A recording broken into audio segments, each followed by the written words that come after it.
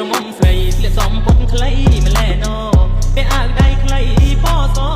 តែខ្លួនឆានល្អបងនាងពីម៉ូតូចេញ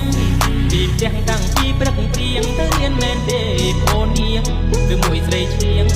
ដងសាអូនសំពត់ខ្លីទៅរៀនដែរអីណាបងទៅ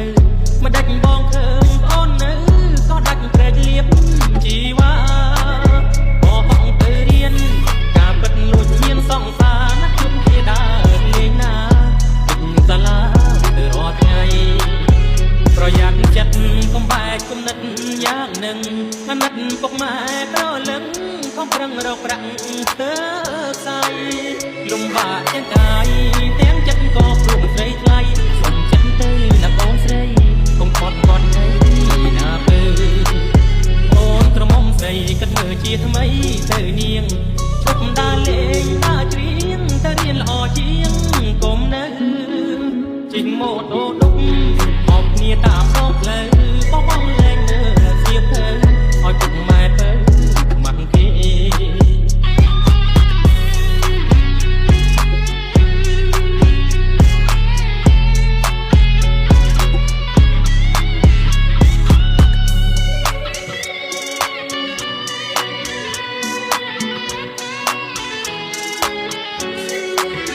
ប្រយ័ត្នចិត្តកុំបែកគំនិតយ៉ាងនឹង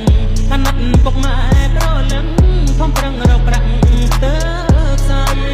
លំបាកទាំងកាយទាំងចិត្តក៏ព្រមស្រីថ្លៃសុំចិត្តទៅណាបងអូនស្រីកុំគាត់គាត់ទៅណាពើអូនក្រមុំស្រីគិតមើលជាថ្មីទៅនាងឈប់ដើរលេងដើរច្រៀងទៅរៀនល្អជាងកុំនៅជីងម៉ូតូដុកអោបគ្នាតាមដងផ្លូវបងលែងមើលសៀវភៅឲ្យពុកម៉ែទៅខ្មាំងគេ